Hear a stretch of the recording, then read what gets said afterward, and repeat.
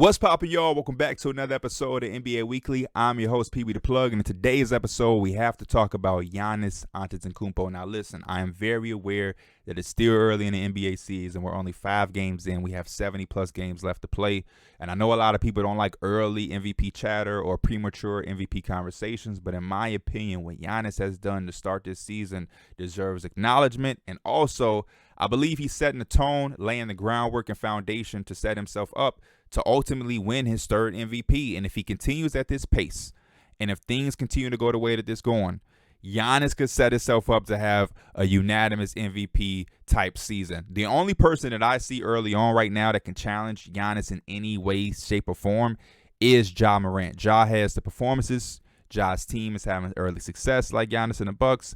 And like Giannis, Ja is missing his second best player in Jaren Jackson. We've seen that the Bucks haven't had Chris Middleton in none of the 5 games. I'm not saying this to discredit anybody else that's having a great start to their seasons, because Jason Tatum and the Boston Celtics are killing at 4-2.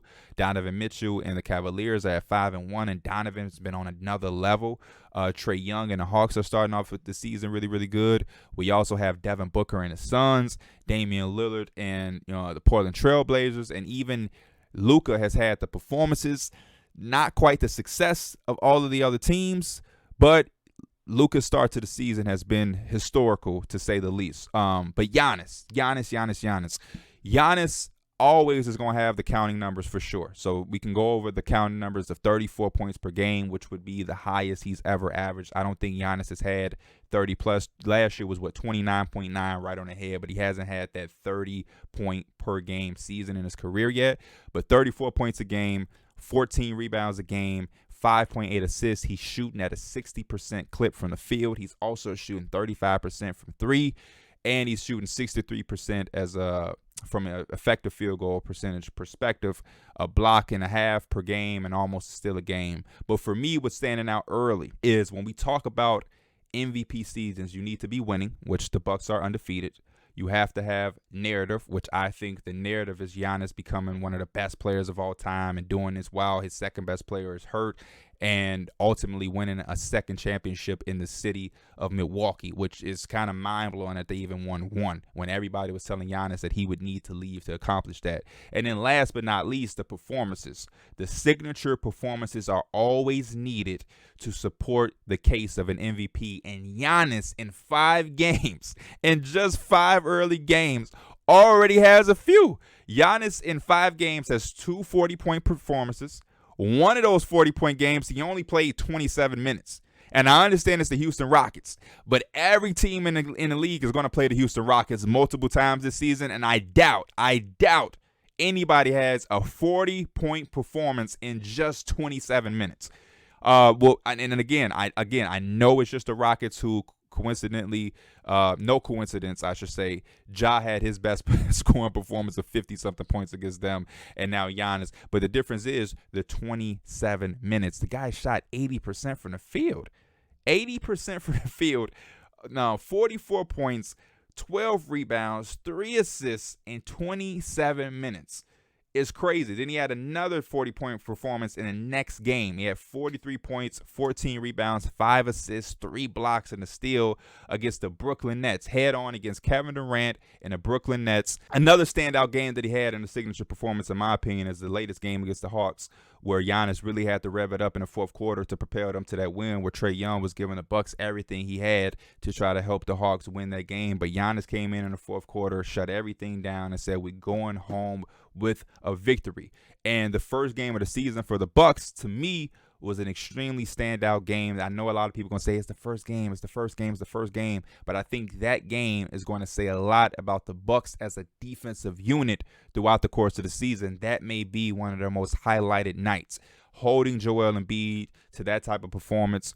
Again, I know it's early, but to see the performance that Brook Lopez and Giannis put on defensively, and to see that the trend that they're going on as a defensive unit to start the season, I think that type of performance is going to stand out and also support Giannis to potentially winning another Defensive Player of the Year award. Early on, when we talk about advanced stats, and I'm not the biggest advanced stat guy, but I know over the last couple of years, the metrics and everything like that have supported Jokic to a very high degree. Early on, Giannis, just his numbers and his on and off floor numbers are just immaculate. When we talk about the Bucks specifically with Giannis on the floor versus Giannis not being on the floor, it's kind of night and day. It's two different teams. Effective field goal percentage, the Bucks are shooting 54% when Giannis is on the floor. When Giannis is not on the floor, that drops to around 49%. They're shooting below 50% with them off the floor. With them on the floor, they're shooting above 50% easily. The only couple things that aren't as crazy is the offensive rebound. They don't support Giannis. For some reason, when Giannis leaves the game, the Milwaukee Bucks decide to crash the offensive glass. So the offensive rebounding percentage jumps up about 6.1 percentage in favor of the Bucks when Giannis isn't on the floor. But offensive rating, when Giannis is on the floor, 115.8. When Giannis isn't on the floor, it drops down to 111.2, a 4.6% increase when Giannis is playing. And everything else goes up. Block percentage goes up. Steal percentage goes up. Now, what's more important than those stats that I just named is what the opponent stats look like when Giannis is on the floor versus when Giannis is off the floor. Opponents are shooting 54% effective field goal percentage when Giannis isn't on the floor. When Giannis is playing, that 54% drops down to 45%. 45%. Again, the impact of Giannis even on the defensive level. Offensive rating. The Bucks opponents' offensive rating when Giannis isn't on the floor is at 114.8. That drops down to 99.7. That's a 15.1% differential. So Giannis is out here leading the charge for the Milwaukee Bucks in so many different ways. And then when we talk about the Bucks as a unit, they've just been phenomenal to start the season. And again, to continue to think this and see all of this and understand that they haven't had Chris Middleton in any action so far. 102.9 defensive rating, the best team in the league. Their pace is 16th in the league. The free throw rate is 15th. Three-point attempt rate, 7th. They're just doing a lot of good things. Effective field goal percentage from a defensive standpoint, they're number one. You're just not going to shoot the ball really well against the Milwaukee Bucks. Not from 2. From 3, they're holding teams to the 5th least attempts. So they don't even let teams attempt threes. And when we talk about three-point percentage, they give up around 35% from 3, which is around the average mark in the NBA. They're 16th there. But as far as field goal percentage, three-point opportunities, second chance points, anything like that, the Bucks ain't having it, man. The Bucks just ain't having it. And I think that charge, I know that charge is all from Giannis Antetokounmpo. And I think that's where the conversation has to go for Giannis. This could be one of those turning point seasons for Giannis as far as the greatest of all time stature of top 10 and all of that conversation. I think Giannis is setting himself up to win a 3rd MVP. I think he's putting himself in position to be in the conversation for Defensive Player of the Year.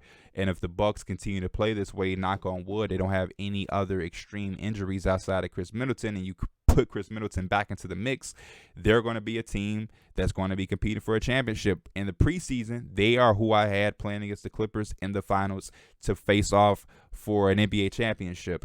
And I think a lot of this is important to me because a lot of conversations around Giannis sometimes is kind of like hesitant.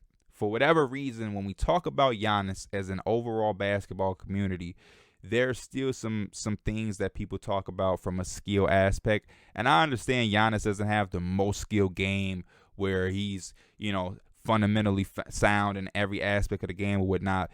But what overpowers any fundamental is your work ethic, your mindset, and your drive and determination. And Giannis checks off all of those boxes.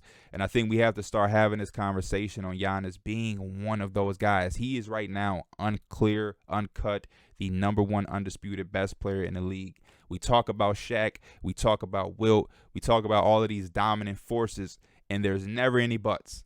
There's never any buts. We give Shaq his flowers, the most unstoppable, the most dominant. But for some reason, when it comes to Giannis, there's a pause or there's this hesitant, thing about giving him those claims. And it blows my mind on why. Why do we give other unstoppable forces or freaks of nature their flowers when they weren't the most fundamental?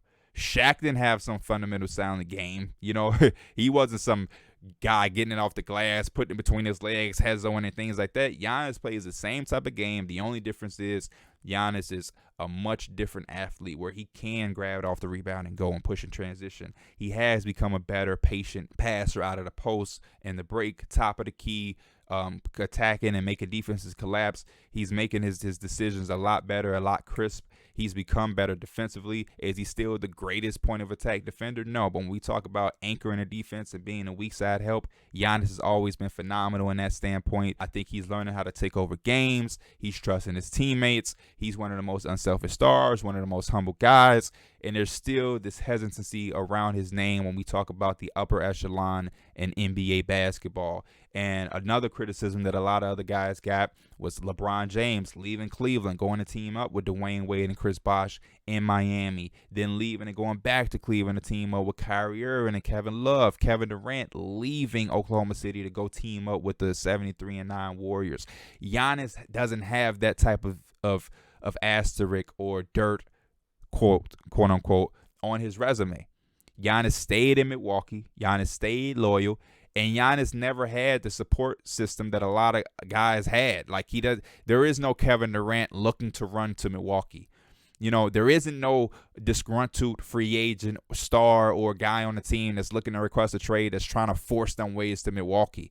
Like, that's just not, it's not happening. You know, everybody's always trying to find a way to go to the West Coast and play, out West, or play in Miami. Or even when you look at Dirk winning a championship for Dallas, Dallas is an extremely bigger market compared to Milwaukee. San Francisco and the Bay is an extremely bigger market compared to Milwaukee. The Lakers and New York and Brooklyn, all of those markets are way bigger than Milwaukee. So for Giannis to even win the one that he did, but to continue to put the Milwaukee Bucks in a situation to win a multiple, I think if he does and when he does, because I believe Giannis and the Bucks will, we're going to have to talk about this dude as a top 10, top 5 talent at some point during his career. And I think people just need to accept it.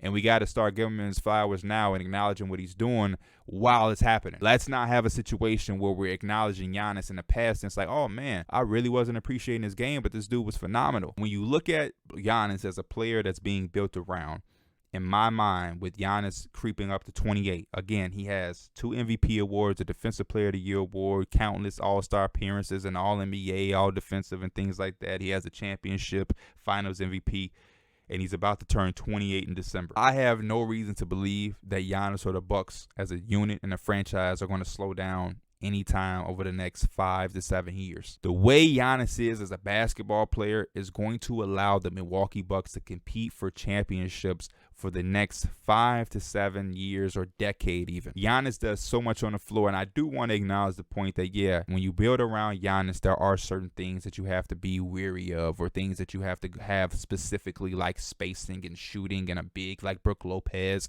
or Bobby Portis that can extend three-point jump shots at a high rate. I understand that. It's very unique and intricate.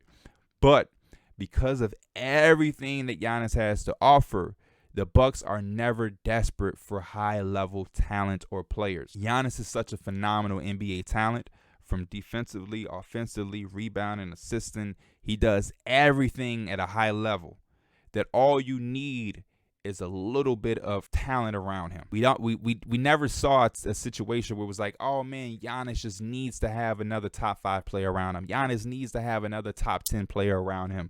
I think the Bucks are always going to be successful with back of the draft talent, guys that are specialists who can come in and be 3-and-D players, who can learn the Bucks system and guard their man and make open jump shots. They're always going to be a team that don't need the most glamorous free agent acquisition or the most biggest blockbuster trade.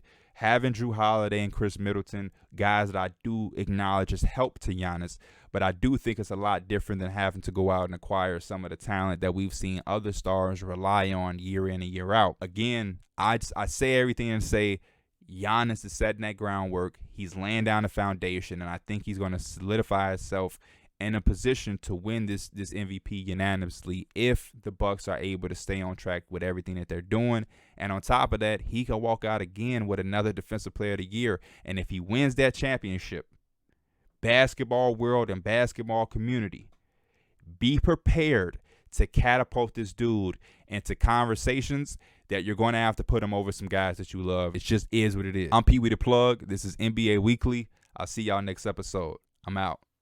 Peace.